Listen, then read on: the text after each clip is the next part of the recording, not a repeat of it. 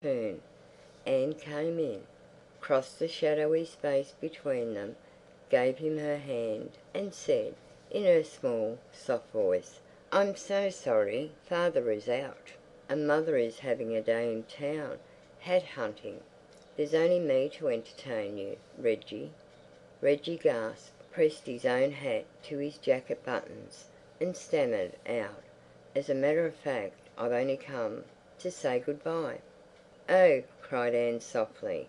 She stepped back from him, and her grey eyes danced. "What a very short visit!" Then, watching him, her chin tilted, she laughed outright, a long, soft peal, and walked away from him over to the piano, and leaned against it, playing with the tassel of the parasol. "I'm so sorry," she said, "to be laughing like this. I don't know why I do. It's just a bad habit." And suddenly she stamped her grey shoe, and took a pocket handkerchief out of her white woolly jacket. "I really must conquer it. It's too absurd," said she. "Good heavens, Anne!" cried Reggie. "I love to hear you laughing. I can't imagine anything more." But the truth was, and they both knew it, she wasn't always laughing. It wasn't really a habit. Only ever since the day they'd met, ever since that very first moment, for some strange reason that Reggie wished to God he understood, Anne had laughed at him. Why? It didn't matter where they were or what they were talking about. They might begin by being as serious as possible, dead serious, at any rate, as far as he was concerned. But then suddenly, in the middle of a sentence, Anne would glance at him, and a little quick quiver passed over her face. Her lips parted, her eyes danced, and she began laughing. Another queer thing about it was, Reggie had an idea she didn't herself know why she laughed. He had seen her turn away, frown, suck in her cheeks, press her hands together. But it was no use. The long soft peal sounded, even while she cried, "I don't know why I'm laughing." It was a mystery. Now she tucked the handkerchief away. "Do sit down," said she, "and smoke, won't you? There are cigarettes in that little box beside you. I'll have one too." He lighted a match for her, and as she bent forward he saw the tiny flame glow in the pearl ring she wore. "It is tomorrow that you're going, isn't it?" said Anne. "Yes, tomorrow as ever was," said Reggie, and he blew a little fan of smoke. Why on earth was he so nervous? Nervous wasn't the word for it. "It's frightfully hard to believe," he added. "Yes, isn't it?" said Anne softly, and she leaned forward and rolled the point of her cigarette round the green ash tray.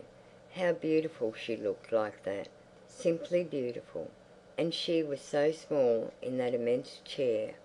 Reginald's heart swelled with tenderness, but it was her voice, her soft voice, that made him tremble. "I feel you've been here for years," she said. Reginald took a deep breath of his cigarette. "It's ghastly, this idea of going back," he said. "Coo-roo, coo-coo-coo-coo," sounded from the quiet. "But you're fond of being out there, aren't you?" said Anne. She hooked her finger through her pearl necklace. "Father was saying only the other night how lucky he thought you were to have a life of your own." And she looked up at him. Reginald's smile was rather wan. "I don't feel fearfully lucky," he said lightly. "Roo-coo-coo-coo-coo," came again, and Anne murmured, "You mean it's lonely?" "Oh, it isn't the loneliness I care about," said Reginald, and he stumped his cigarette savagely on the green ash tray. "I could stand any amount of it. Used to like it even. It's the idea of—" Suddenly, to his horror, he felt himself blushing. "Roo-coo-coo-coo, roo-coo-coo-coo." Anne jumped up.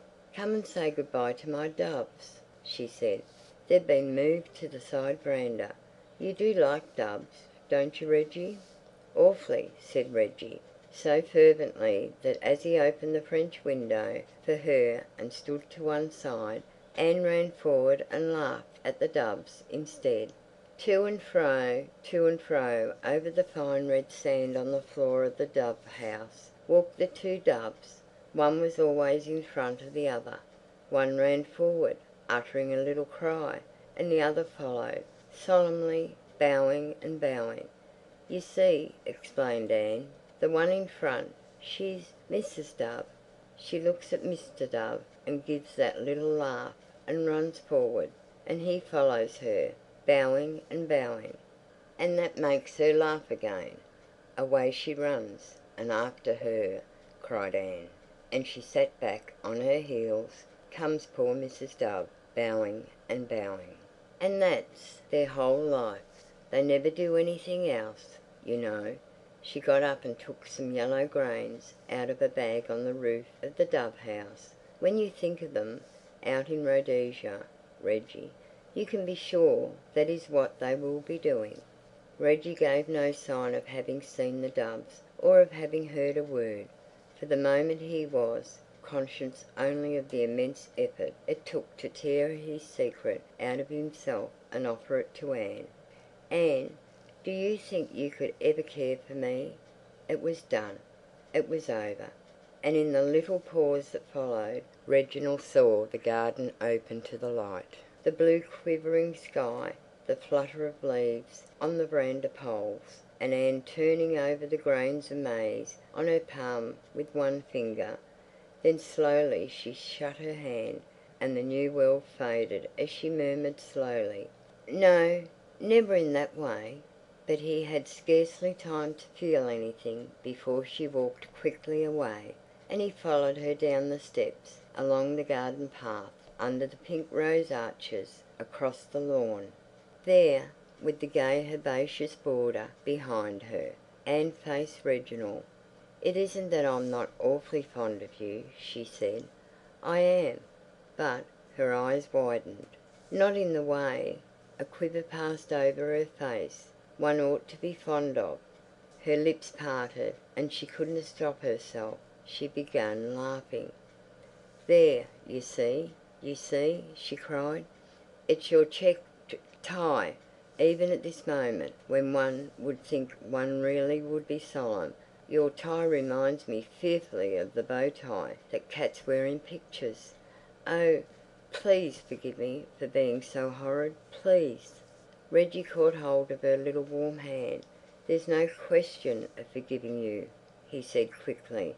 "How could there be? And I do believe I know why I make you laugh. It's because you're so far above me in every way that I am somehow ridiculous. I see that, Anne. But if I were to—" "No, no." Anne squeezed his hand hard. "It's not that. That's all wrong. I'm not far above you at all. You're much better than I am. You're marvellously unselfish and kind and simple. I'm none of those things. You don't know me. I'm the most awful character," said Anne. "Please don't interrupt. And besides, that's not the point. The point is—" She shook her head. "I couldn't possibly marry a man I laughed at. Surely you see that. The man I marry—" breathed Anne softly. She broke off.